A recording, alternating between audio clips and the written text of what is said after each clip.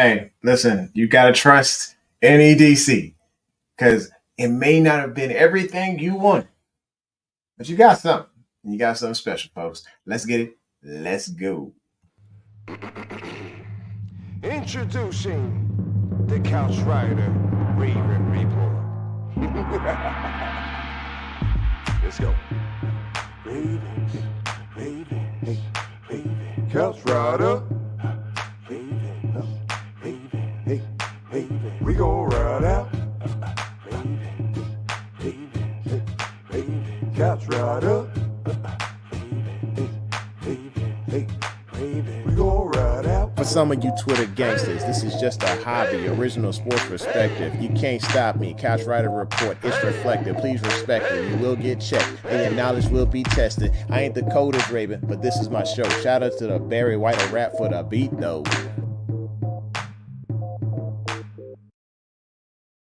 Hey, welcome back to the home of original sports perspective from our couch to yours. This is your host, your Couch Rider Raven, Jermaine Lockett, saying what's up, what's happening. Let's see who we got in the room. You know how you people, you constantly come in here hours before the show. I'm kidding. A couple minutes before the show, and y'all definitely chime in. So I'm glad to have you motivated jumping in here to come hang out with your boy. You could have been anywhere in the world, but you're here with me. And those of you who hear me for the first time, whether it be on Facebook, YouTube, Twitter, whatever, please know that I appreciate you. So please hit the like button, hit subscribe, and smack that bell so you know when it's going down. Now, I'm not usually this dressed up for y'all. This is the Couch Rider Report. We usually like to just keep it low key where we just chilling, hanging out on the couch. But you know what? I got a brilliant daughter in the house. I have two great daughters, but one of them is being celebrated through her National Honor Society today. So shout out to Lila Sauer, my daughter. Very proud of her. She's just brilliant and beautiful. Just awesome, awesome child. And so I am grateful to be in her life and to actually go celebrate her just bringing in the great grades. I mean, yeah, I didn't do that. So at least until college. So anyway, please, make sure y'all hitting that like button as you pop into the room, and we're gonna get to it. Today's motivational moment is, I got one. This one I stole from my boy T Huddy. Trevor, I'm out there. You out there. I love you, boy. Appreciate you for letting me use this. You probably don't know, but yeah, you're not assuming I already know. The grass is not always greener on the other side. Even if it is, think about how much their water bill is. Excuse me, not the light bill. Think about how much their water bill is. So the grass isn't always green on the other side, and when it is, just look at their water bill. You hadn't seen it, but it may not. It may be more than what they can chew right now. So just take a look at that. When you think about the draft, when you think about life, you're looking at people's opportunities and things that they have been given, but you also don't know their struggle. You don't know the things that they've been through. You don't know the things that they're currently having to deal with at that time. There might be moles in their yard. They might have all types of foundational issues with their home. Grass is not always greener, folks. Be thankful about what you have and what you've been given and do something with it. That's your motivational moment for today. All right, so let's see who's in the room. All right, Lisa's telling everybody, don't forget to tap the like button. I agree. Camru will not be here tonight. He is, I guess his schedule's different to where we're probably going to have to alter the show to go to Monday nights. I know I just keep screwing up the schedule, but you know what? I'm hoping y'all are flexible with me because we are in the off season. Camru's got a schedule that doesn't match up, so we'll probably do some adjustments coming soon. Next is Mo Dingo is here, man. I ain't seen you in a minute. Good to see you, man. Lisa's here saying Mo hanging there. Jermaine's on his way. I think he knows. I did not burn dinner. In fact, we went out to dinner. We ate some amazing sushi. It was great.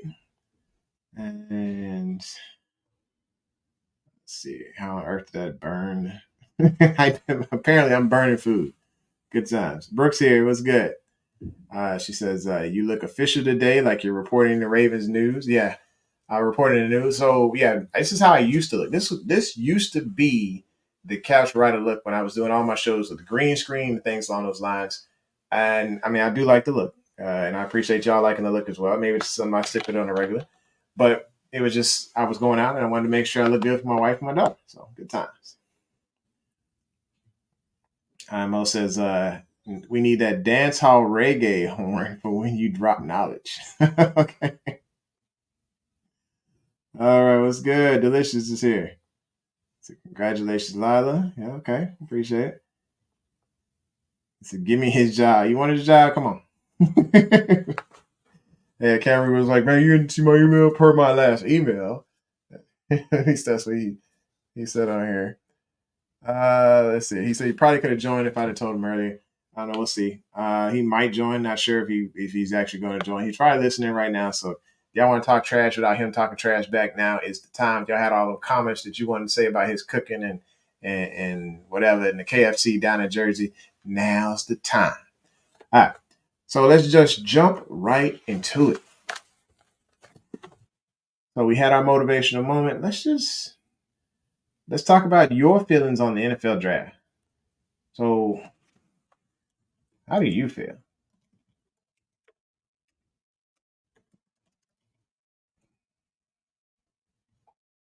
So when it comes to me, I'm sitting here looking like Cooper Bebe is a Cowboy. Tyler Guyton is a Cowboy. Cowboys stole my draft. They had a pretty good draft. They had an amazing draft. In fact, they got an A-. We got an A-. I feel like our draft went pretty well. I think Eric DeCosta did his thing. I'm not going to sit here and complain because we got a fourth-round wide receiver, and fourth-round wide receivers don't usually work out for the Baltimore Ravens. But I'm just saying, you know what? At least we got one. I know a lot of y'all was like complaining, like, when's he going to get this wide receiver? When's he going to wide receiver? The whole time y'all fussing, like, wide receiver. As we went through the first 3 picks, you were wanting a wide receiver like extremely bad and just roasting EDC all over each of the social medias because you didn't get what you wanted. But it happens. And we've got a really, really good guy who could be a good playmaker for this team, as long as he don't turn out like Miles Boykin. That's all I'm saying. All right. So Lisa says, I like Roger Rosengarten and the Devin Hardy picks. All right. So Devin Hardy is going to be competing for kickoff returner. Not Devin Hardy. You got me mixed up on the names here. Devin Leary. So that's the quarterback out of Kentucky, but Hardy is also the dude who will be competing for, I want to say, kickoff returner. Unless we just picked up a couple of Devins. When it came to the undrafted free agents, I was paying attention, but not fully in that joint. I saw a few guys that I was really interested in and doing some studying on, and I'll get to those in a second. But yes, Hardy will be competing. Brooke has officially fired Cam, so I don't know if he's going to get unemployment out of this or not, but apparently, Cam, you got fired, buddy. Sorry about you. Mo says, why ATL spending a bag on QBs? So I'm not sure what their method is, but I know what their method was last season. It wasn't Lamar Jackson. They were very clear on that, and then they go and get a quarterback that they have to pay full guaranteed money on. And then they go and draft his replacement immediately. So if I'm Kirk Cousins, I'm feeling a certain type of way. I'll be honest with you. I'm feeling a certain type of way. You went after something that you just necessarily didn't need when you could have built around me because you brought me in because you felt confident I could run this team. And now you went and got a quarterback who his talent level is up there. His talent level is up there.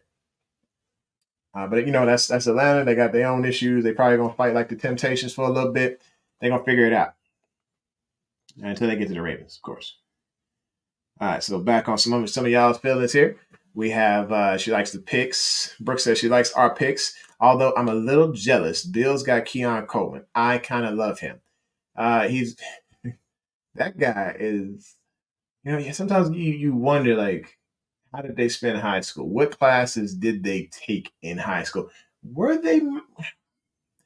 I'm not going to even go there. He just seemed like he kind of special.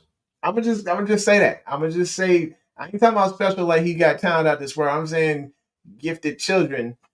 That is Keon Coleman. He sounds like he might be on either the spectrum or something that's definitely he got a screw loose or something. Or he's gonna be a funny character to watch. That's for sure. let's just hope that he applies himself and makes the Bills look pretty decent. So at least until they get to us, because they are on a schedule this year. Somebody said they are tired of playing the Bills. I'm like, look, you don't get these Bills, man. I want to take down Josh Allen. For sure. All right, Lisa says, Jermaine, Jim Harbaugh stole my picks. First of all, I saw what you said about them picks. As a matter of fact, let me go back up here. All right, you said you're not happy with Jim Harbaugh for taking my picks, Ladd McConkey and Brendan Rice. However, I'm happy with the picks we did get. So Ladd is a decent wide receiver. I was very happy he did not come to Baltimore. When it comes to Brendan Rice, I think Brendan was a late round pick for a reason. There were so many other wide receivers that were picked over this guy, and maybe it's because he is living off his name. If he had the talent to go first round, second round, third round, he would have. He got pushed all the way back there for a reason. And I don't think the Chargers got better at wide receiver. I mean, slightly with McConkey. But I don't think they got better, significantly better. I think we got decently better at wide receiver. They picked up 2. We picked up 1, but we got some guys. So I'm thinking we're better without McConkey. We're better without Rice here, because I think Devontae is going to ball. He gonna ball, y'all. All right. So Lisa's still. Well, my bad. I'm trying to. Let's see. Everybody's saying what's up.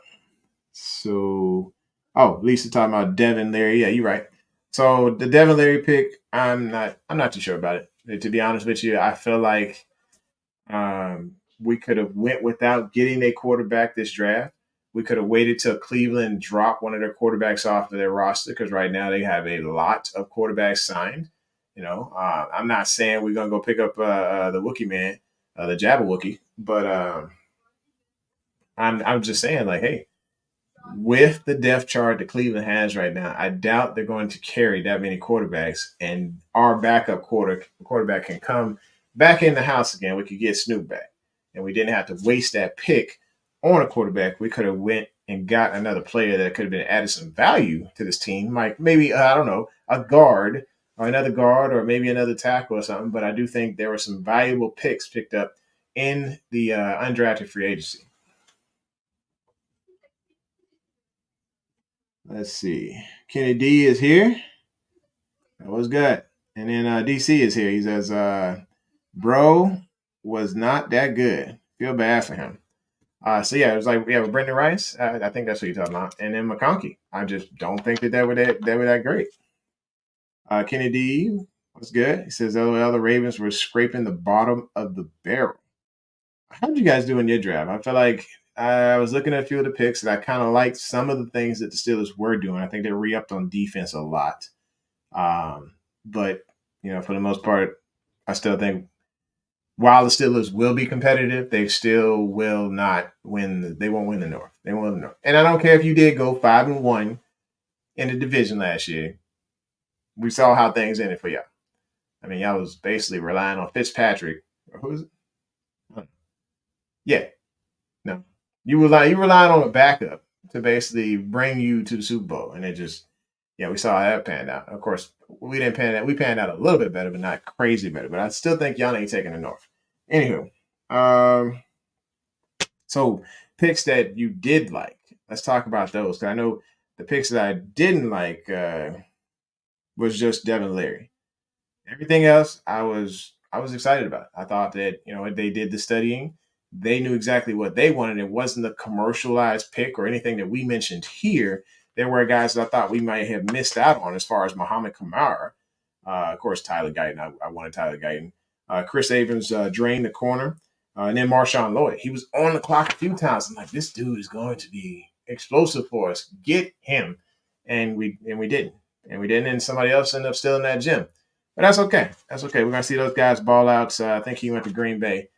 Green Bay got a steal. So it's all right. Gerald says, honestly, I think we should have got another left tackle, because Ronnie Stanley still worries me.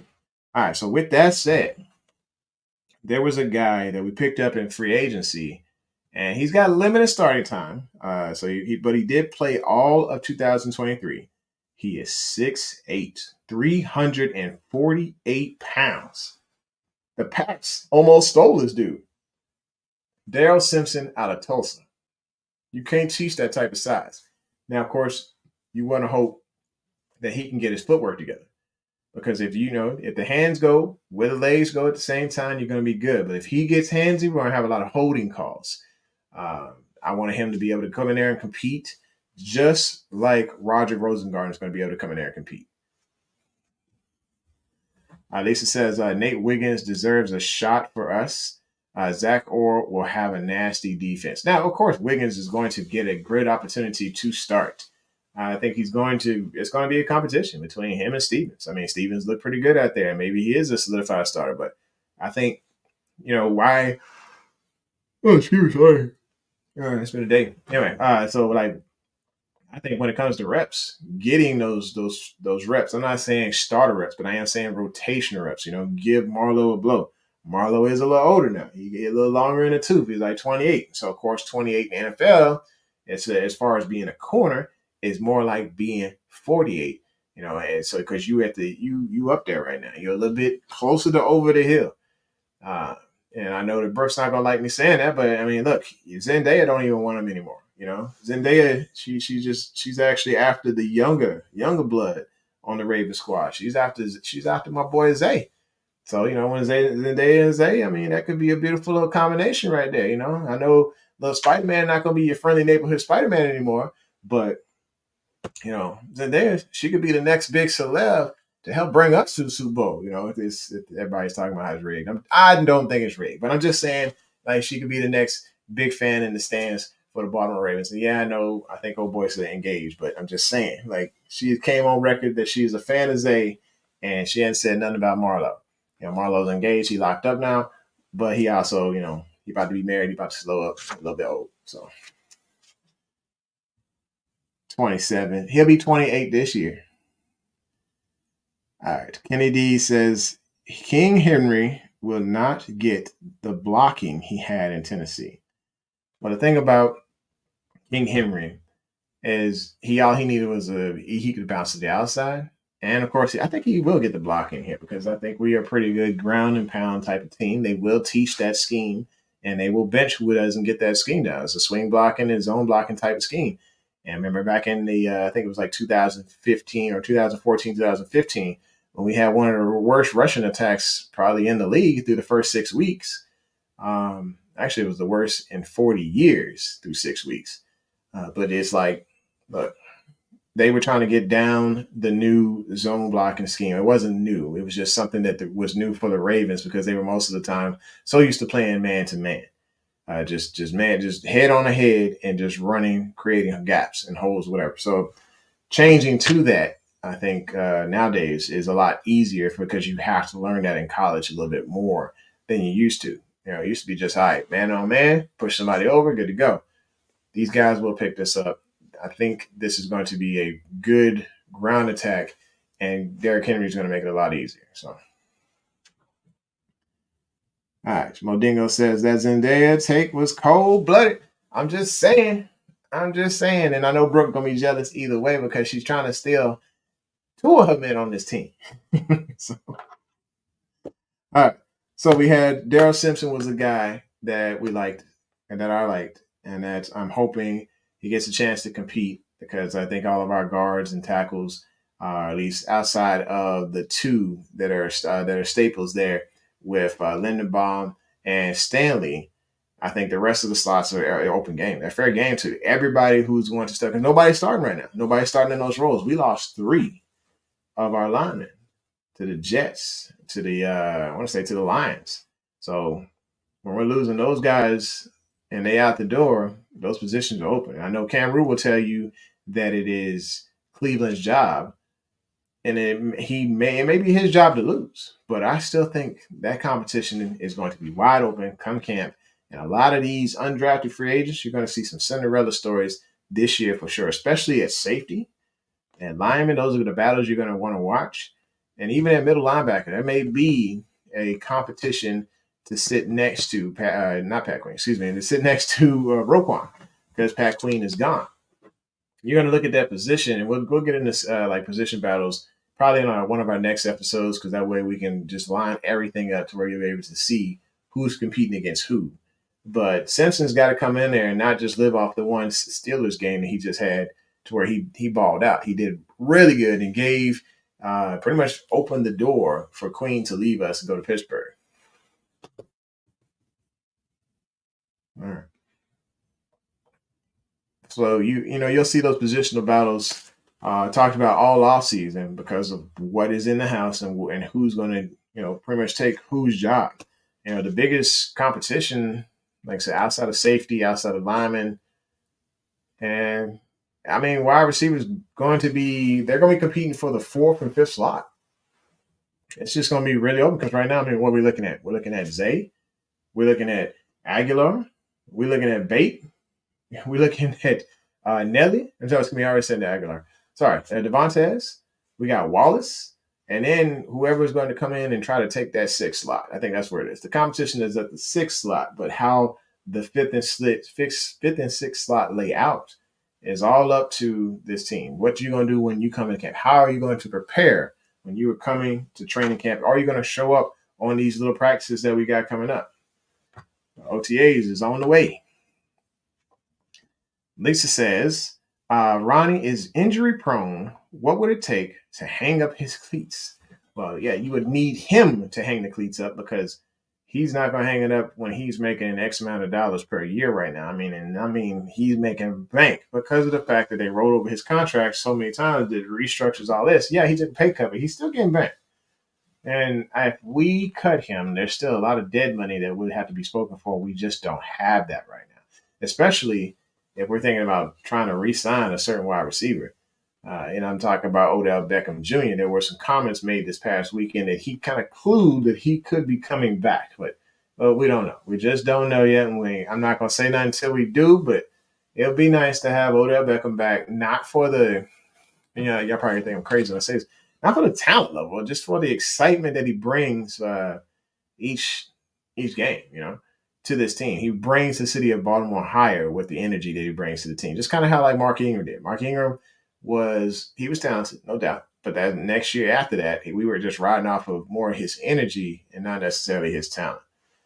So just bringing that energy back into the huddles and to the team, it will elevate us. It will make us better. All right. So Brooke saying she'd like him back as far as Odell. I mean, it'd be pretty sweet to have this cat back. All right, so another person, as far as how I felt about the draft, that I was excited about was TJ Tampa. Because when you go look at the tape on TJ Tampa, you see a lot of athleticism. You see acrobatic type of pass defenses. You see effort off the charts. I'm excited to have a guy who's in there who is going to definitely compete for a backup spot over there with the guys who just did not show up. And I'll be honest with you, we hadn't heard of him. We hadn't heard from Jalen Davis. Have we? It just has not been a thing. It comes to Demarius. No, we haven't heard from these guys. It is time for these other young corners to come up and step up and take these jobs. Take these jobs because they don't want them. Those guys don't want them. They're not hungry enough, obviously, so they're not putting the plays, stacking plays on top of plays to where they're impressive enough to keep them on this roster. If they want a job, they got to come in there and compete. Let's see. Another pick I liked was the Adisa Isaac, to be on the other side of a star first-round pick. Same thing with Roger Rosengarten, to be on the other side of a first-round pick. And for Baltimore to see that, saying, all right, look, these are bookend-type players. And these are bookend-type teams who have players that were great on both sides of the ball. They just got evaluated slightly differently, and it caused them to drop on the draft boards. So that was impressive there. Nate Wiggins, I loved the pick. I really, really wanted Tyler Guyton. Those daggone Cowboys, they came in there, the Crips on west side, bang on your side. Annoying, stealing good picks. And they ain't going to do nothing with them because they say this is their year every year and they don't do nothing with it. But this Cowboys team, did get stacked because they stole a lot of stuff that I did study on and was hoping that we got. As far as the Devontae Walker pick, like I said, as long as he don't turn out like Miles Boykin, I'm excited. I want him to come in, be aggressive, start stealing balls, everything. It'd be great. The Rasheen Ali pick. I was like, okay, he's got a decent amount of burn. He's a one cut runner. I mean, he sees the hole, boom, he's in it, and he's off to the races. But he's not, of course, he's not going to be anything like we currently have. He's got his own different style of running. But after Henry leaves next year, because I think he's on a 1 year deal where he voids out, this could be something that could back up our current roster of running backs for the future. Like I said, Devin Leary, wasn't excited about the Nick Samac, the center out of Michigan. I think he can probably move over to guard and do some competition there. Is he a day one starter? Don't know. Like I said, he's got a way to work up the depth chart there. He's got a couple of guys he's got to beat out in those reps and making sure that he's not making those mistakes. Because if you're quiet, if there's no news about offensive linemen, probably means they're on the grind and they're getting the job done. And we'll find that out in camp when you see that their defense is turning up the pressure a bit. And then there's the safety out of Purdue. I want to say it's Sanasu Kane. I saw the tape. Yeah, he's okay. I mean, that's probably about as good of analysis as I'm going to get until I can get deeper into the tape on each one of these guys. Let's see some comments. Let's pay some bills. So that's Jerry Jones for you. As far as being able to steal those picks, that's actually not Jerry Jones' style. So Jerry used to. There's been a couple of drafts where he's, really went in, and while everybody else is like, yo, this is a miss for you, he went after with the top center in the draft. And everybody was ticked because they was like, yo, this is a third round type projected pick. And Jerry was like, no, I got the guy that I wanted. He turned out to be a really, really solid football player. Jerry's in his bag again, trying to build that offensive line back up. And he knows that's exactly what Dak needs to be able to excel. So they're thinking about that team. And I mean, Baltimore's thinking about theirs as well, but because they're looking at the team as a whole, what smart picks can we make for the future? Like I said, with Marlon Humphrey getting old and getting over the hill, getting a little crusty, we got Wiggins. Wiggins can come in there and he can be that replacement so that he could be the corner for the future when Marlo decides to hang it up and get married. Once he gets married, has kids and all that. Just saying. He's going to slow down. All right. And then, of course, the offensive line, I love that because that was a smart move. And then thinking outside linebacker, because there are guys on this depth chart that are not proven. We got the Mormon monster, Church Jesus Christ of Latter-day Saints monster now, what we like to call him, and Ben Noy. And then, locking up Owe with the 5th-year option, that really helps solidify things. But we want to see, where is Ojabo? How is Ojabo and how is Adisa Isaac going to be able to compete and fit in there? But I think it's all about the reps there as well. Because, honestly, as you going against all these big old linemen, you're going to get a little tired. So getting a couple blows here and there by these two cats, you'll be fresh to go in there and go after quarterbacks and won't. Kennedy says, Andy Devontae is known for drops. I think, people going to have a couple mistakes, but you don't get drafted, first of all, if you have a significant amount of drops, or if you get drafted really, really late, if you got a significant amount of drops. But I think Devontae he had a pretty good draft profile. So, of course, once I saw it, I immediately went to my book because I wanted to read up on him. And I'll go ahead and just give you what I got right here. He was still in the top 10 of the wide receivers that were drafted. I just need to find him. So you had Keon Coleman he was still higher than him. Adonai Mitchell, Brian Thomas, of course. But Devontae was sitting there, actually, he was sitting at number 12 as far as all the wide receivers drafted. So being at 6'3", height 200 pounds, Baltimore needed that big time X. We definitely needed that big pass catcher with the playmaking ability. Can they go and climb the ladder? Can they play bully ball? Can we get that guy who, has that Darren Waller-esque type attitude to grind and go get it and be athletic with the catches over the top? So he's a long striding dude with impressive speed who can challenge the opposing defenses. Like I said, he's got decent speed. He can track the ball pretty well. And you can see some of the catches. He wanted to be more aggressive in those catches. Or if you go look at some of the highlights, go look at some of the games. I was trying to look at, just individual games to see where his strength was. He's definitely one of those climb the ladder type of guys. But Of course, when it comes to bigger guys, we said this so many times. Just about every single position, the taller you are, them hips don't lie. It's hard to get down into them cuts so you can actually get low to get into those breaks. And he's one of those guys who just got that straight line speed. That's why I say, hey, look, as long as they don't turn out like Miles Boykin, he'd be okay. And I'm gonna give him a shout out right quick. Hang on. My son brought this up. Hey, so y'all see it. I was a huge fan of Miles. And so much we went and got one of his first impressions rookie cards with the actual the cloth. So you can see the cloth here of the jersey.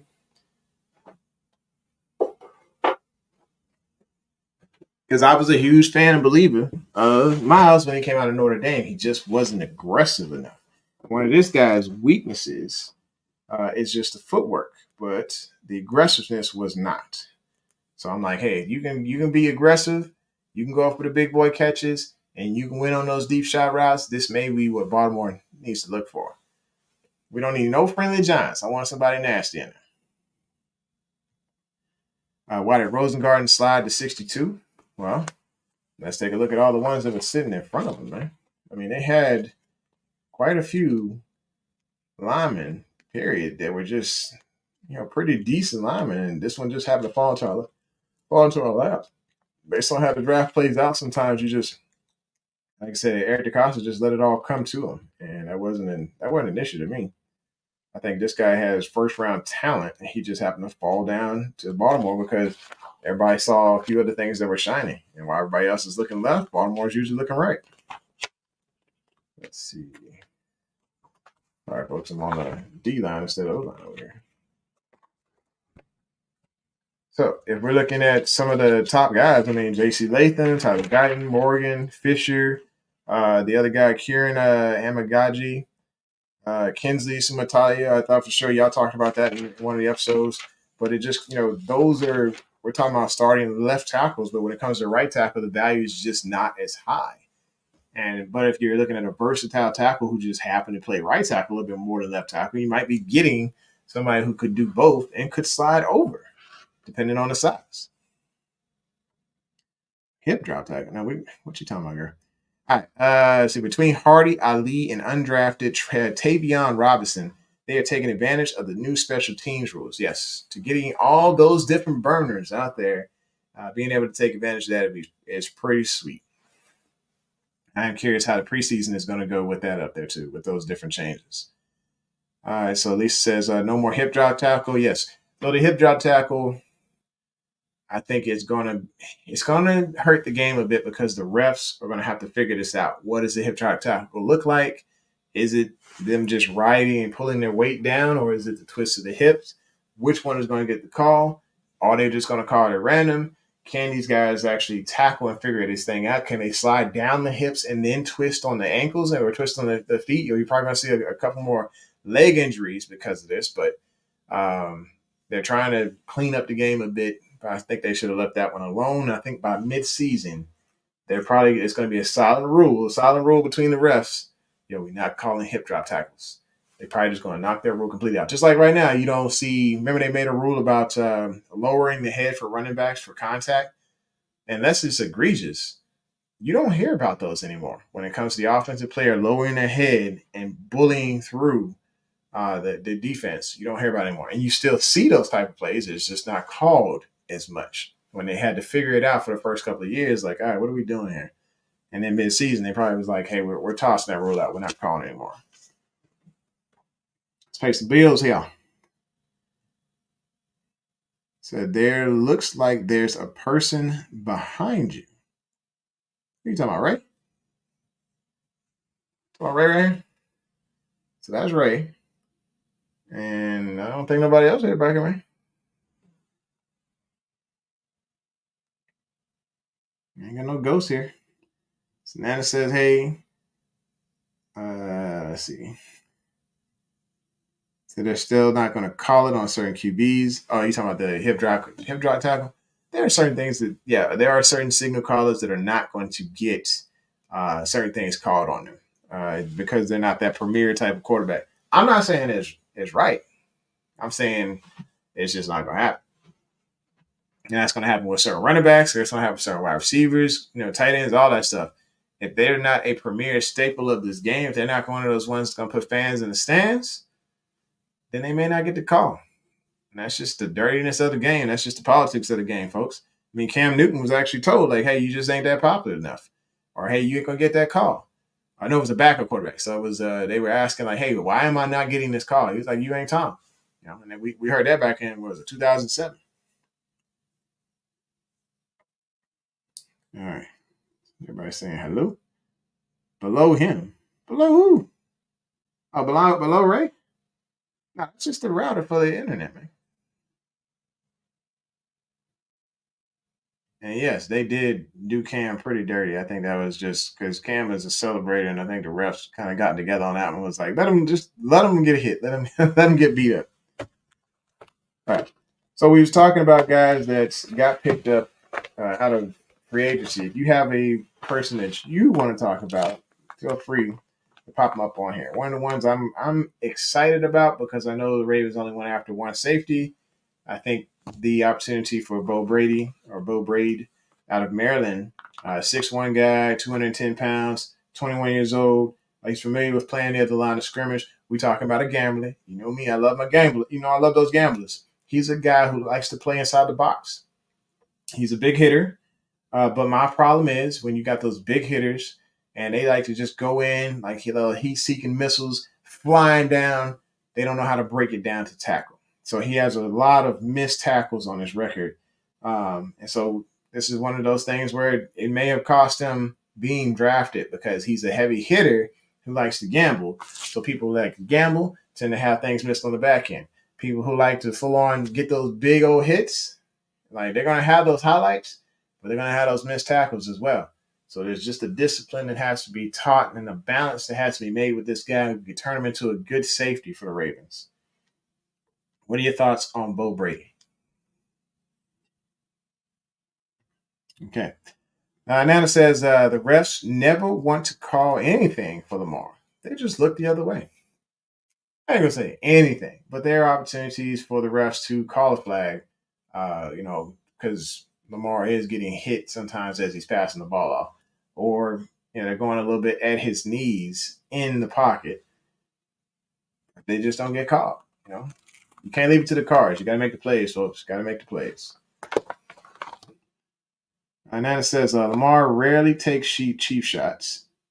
The defense are gassed by the time they finish chasing him. Yeah, that's one thing I love about Lamar. He will gas the defense. You can see the frustration, people slamming helmets, everything. Remember Clowney did that? And he just thought for sure he had Lamar dead to rights. And he's slamming his helmet on the ground. That's when he was playing for the Browns. He slammed his helmet on the ground out of frustration. All right, so the refs are to play dirty no matter what. Okay, y'all really on this ref stuff tonight, ain't you? Yeah, they got to catch him first. So you're not gonna catch Lamar.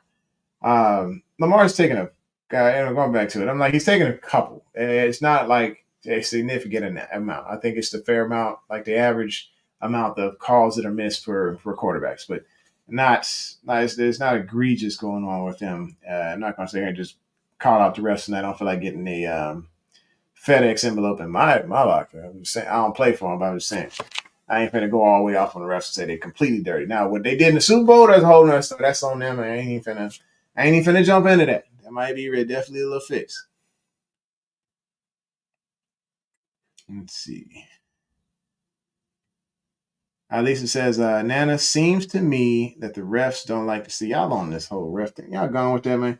Anywho, we got Chris Collier. It's another one of those situations where it could be a long shot scenario to make the roster. But when you're looking at a guy who popped up with 1,393 rushing yards and 12 touchdowns in 11 games in 2023, you got to at least give him a side-eye look. Like, all right. Let's take a look to see what this guy. He was used primarily. They love using him in the red zone, but he can pop. He can rumble. He's like I said, boy amongst men when he was in college. coming out of Lock Haven. Surprisingly elusive, and he has a 4.48 40 time. So he can get up on that thing and ride. Um, where's he going to fit in this running back, this locker room? Not sure. Not sure how that's all going to pan out. Are we going to roll to the season with 4 or 5 running backs? I know there's going to be a lot on the practice squad, and hopefully this guy's one of those guys who slides over the practice squad because I'd hate to play against him because he is a one-cut runner, and he's off to the races. It reminds me a good bit of Gus. And another guy that I want to be able to come in and compete is Corey Bullock. Out of Maryland, 6'4", 331 pounds. This is a guard, folks. So he's formerly of North Carolina Central, and he's also played at both tackle spots. So we're looking at versatility and hard work. They had an interview with him. I was just looking at an interview on it. I can't remember who did the interview. I think it was actually University of Maryland did his interview about his move from North Carolina Central. And he just talked about how much he was working during the offseason to lose some weight. He lost 8 pounds. This is a grinder, a hard worker. He recognizes where his position was. He knew he wasn't going to get drafted, but he's like, I still got to grind. I still got to go out there and go get it and show everybody why they should have picked me. So I like blue-collar guys. I like blue-collar guys who are going to get in there, they're going to grind, and going to show everybody like, hey, this is why I belong here in your league.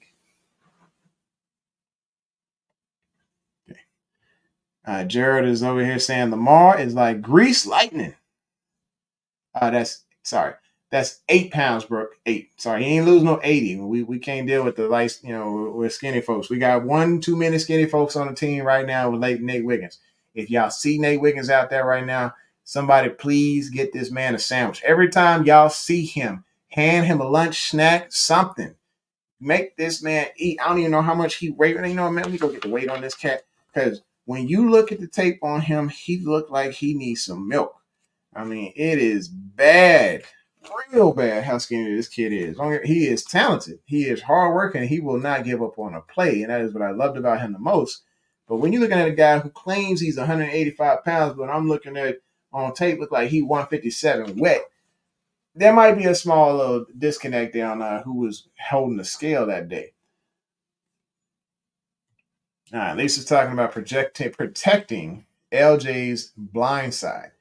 So when it comes to protecting LJ's blind side, there's plenty of options right now between Fa'ele, between the couple of guys that I just mentioned. But Daryl Simpson, like I said, we get a guy who's 6'8", 348 pounds. I ain't gonna be mad at it. You know what I'm saying? Like I think we got some guys. We got some guys, folks. Let's see. Brooks said he's scrawny, but so is Zay, and he bulked up quite a bit. I think the trainers that we have here are going to work on getting these guys a little bit more weight on, and that's cool. I think we're gonna trust them to do their thing.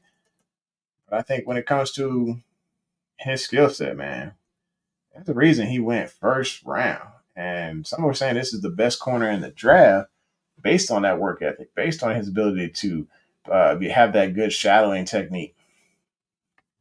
And I'll even read some of the strengths on this dude. So they said if height and length are your thing, because he's 6'2", look no further. Wiggins is the guy. His tall frame and impressive wingspan gives a clear advantage when it comes to making a lot of plays. So, of course, if he's playing press coverage right now, he might get moved off because he's probably as light as a feather. But everything else about this guy screams this should be a starter in this league. But anyway, going back to what it could look like in Baltimore at offensive line, I think we've shown this graphic a few times on the show. I'll go ahead and pull it up one more time just so we can refresh our memory before the draft what it could look like, and then we can also see a little bit later down the road. So when it comes to these playmakers, let me get Brooke off the screen right quick. Know how she do, jumping on the screen for no reason. All right, get this banner too. So the offensive projected line. So we got Stanley, we got Voorhees, we got Linderbaum, Big Cleveland, and Fa'ele, and of course Mekari is a jack of all trades. So I'm thinking more likely Mekari should Ronnie Stanley go down with an injury as usual. I think Mekari will probably be the one who slides over there. He did that last year, And he did okay. He did okay. I ain't gonna say he did fantastic, but he did okay. And there was a good bit of pressure. You could see it. But I think Big Cleveland's going to have, like I said, it's his job to lose. Then you got Andrew Voorhees, who's coming off an injury, and I think this is like first round talent from last year. So there's an opportunity for him. But like I said, when you got guys like Corey Bullock coming in there, at 331 pounds and 6'4", and with a good work ethic, Voorhees and Cleveland need to be on the lookout because he could come in there and steal those jobs. And like I said, with him being able to play and be versatile at the tackle position, I mean, like I said, it could be wide open. For LA, if he doesn't show the good feet, that job could be his over there on the right side as well. So those positions are wide open, folks.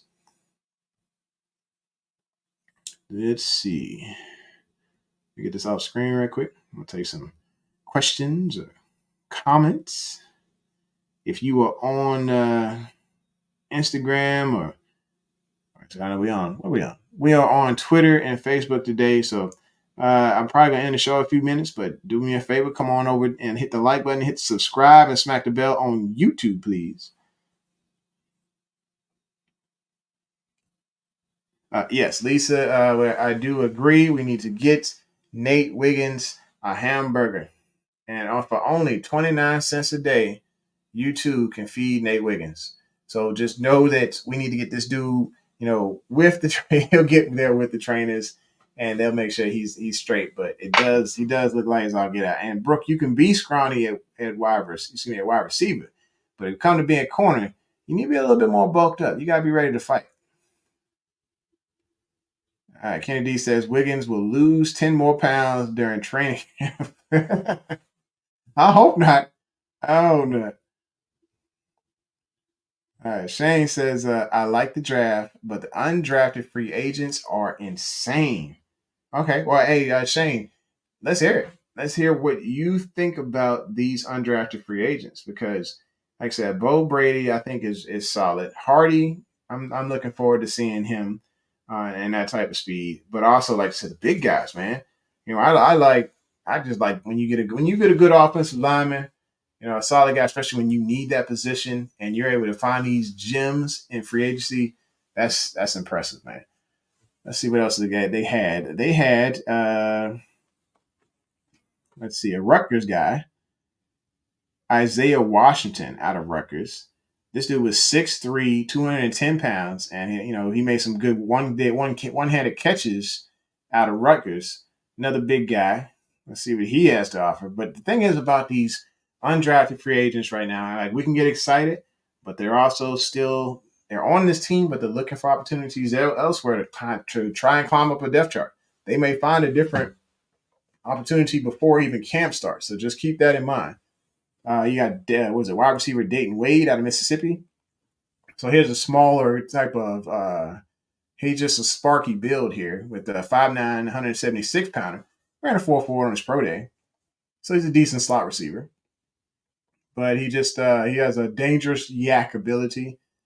And then you have D'Angelo Hardy out of North Carolina Central.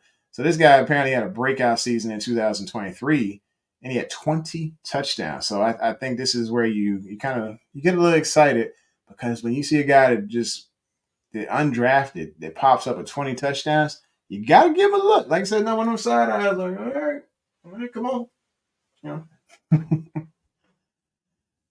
Let's see. There's another guard out of Alabama. I mean, when you get a guard who was a part-time starter for Alabama, when you get players out of Alabama that are starting, you got to look at it. Like I said, that's more than a side eye. You got to get under full-on eye contact. And you pause for a second, like, what are you doing undrafted? Come on. So he's competing for the top competition. He's 6'3", 320 pounds. And he's out of Maryland. So, of course, Baltimore loves their Maryland natives. You got some inside linebackers. I'm like, all right, whatever. You ain't get no chance to start. Outside linebacker, like I said, it's just going to be tough to look at. A few D linemen, defensive ends. Like I said, the guys that I was most excited about was, the Alabama guard. Tavian Robinson out of Kentucky. That is one that definitely you got to take a look at here. A lot of people could take a look at his tape, and you could see just effort, talent, acrobatic catches, crazy route running, twitch, you name it. I loved it. Reliable hands. So, and then of course contested catches at the height of 5'11". Beautiful. So let's see. Play some bills here. Where did Tua's brother go in the draft? I have no clue where Tua's brother went. I wasn't paying attention because he didn't come to Baltimore. Anyway, all these players, and we won't have 7 of them after training camp. But we have a lot to choose from, that's for sure. Like I said, competition, reps. Sometimes you got to think about they just camp bodies to make sure that these other stars get blows. But some of these guys are that Cinderella story. We've had so many Danielle Ellerbees. We had some of these guys who just come in and ball out of nowhere. Keith Mitchell, one of those cats that you're just like, all right, this guy, does he have a chance? And we see the tape where it's like, oh my gosh, burner, absolute burner. Comes in, balls out, the tape don't lie, the hips don't lie. This dude was killing it. Loved Keaton. Can't wait to see him back this year. Qadry Ishmael's son is, he's joining. I thought he got a tryout. I don't know if he's actually joining minicamp, but I did see he had a tryout. And Anna says, I'm looking forward to seeing Devontae. Yes, I think we all are. We want to see them matched up with one of the top corners. I want to see him, of course, people were making plays on Stevens in the offseason. But when it came to the regular season, players were not making plays. Other players from other teams weren't making plays on Stevens. So that's something that to be watching at that time. Let's see. So yeah, it's a tryout. Yeah, that's what I was thinking. It's a tryout. So I think one of the person I want to see, get up and shine and earn his money. Honestly, make it to where we almost have to pay him big time to stay. Is a nickel corner. Y'all gonna think I'm crazy, but I was excited when they brought this guy back, Arthur Mallett. I loved what he brought to this team on the blitz packages because it just really put quarterbacks in a tough, uncomfortable position when he was on the field, and when it allowed Hamilton to be able to play free, to be able to do what he needed to do on that back end. Am I a big fan of Williams back there? No, but with Mallett there, it's going to open some things up for the both of them. They're going to be able to play a little bit freer instead of having to occupy that nickel. Yeah, definitely a decent re-sign. Shane says one of the things it shows is the mentality of our defensive coordinator is going in fast and violent to the ball. I agree. Brooke says, or Nana says, Brookie baby, what position is Qadry throughout? I think it's wide receiver. He wide out. I just want to know another one of those cats that get to come in on the name. They get to come in on his name had been, Lockett. I mean, I guess it is a pretty famous name with my cousin. But yeah, if it had been my last name or something like that, they'd be like, yo, who's your daddy? Is it? No, it's not him. Okay, so yeah, you're not gonna be on this team. We're not gonna give you this tryout. You ain't gonna just walk on or not. He getting to walk on because of the last name. All right, here we are. We're sitting at 53 minutes, folks. It's been a day. It's been a fun day. Keep a lookout. There is a possibility that I could do a show on Monday instead of Wednesday next week because Cam Rew's schedule has gotten janky. It's changed, and we might have to do some adjustments in order to get him on the show because he's a big part of the show. He's a big reason. He's the one who made up the music for the show. It's my partner. He's been rocking with me this entire time, so we want to be able to accommodate to make it to where this guy can shift and be on the show with us instead of us being on the lookout for Cam Rew. And, Brooke, like I said, she wanted to fire him. It was close. The discussions behind closed doors, it was so close, but I had to keep him on board. Brooke was throwing furniture and cooking mac and cheese on top of the stove. And it was bad. It was bad out there, folks. And, we almost lost a good one out there. But, Brooke, just hang on. We're going to let Cam Rew stay on the show, and just keep cooking right. Do the right thing, all right? She said, the seat is hot. Oh, boy. And then she has reminded me about the clock. Yeah, so just call me a liar. All right, so I appreciate y'all coming through. Continually, I am falling off the couch because of the love that y'all show for me every Wednesday. or whenever I decide to throw up a show. But yeah, please hit the like button, hit subscribe, and smack that bell so you know when it's going down. You know, y'all constantly have me falling off the couch. I appreciate it. The love is definitely felt here. And until next time, y'all just stay safe out there. Like all the weather that is hitting this country right now, make sure y'all just, staying safe. If you see the opportunity to, stay in the house and get more of a tornado shelter or interiors of the room with all these storms coming on, do that. But anyway, that's all I got to say with y'all. Let me read these last couple comments. I'll give y'all like 2 more. It's no nonsense. Okay. All right. So I appreciate y'all. We're going to go ahead and rock this thing, get up out of here. 2 claps. Fade to black. Introducing the Couch Rider Raven Report. Let's go. Ravens, Raven, hey, Raven. Couch Rider. Raven, Raven, hey, Raven. We gon' ride out. Raven, Raven, hey, Raven. Couch Rider.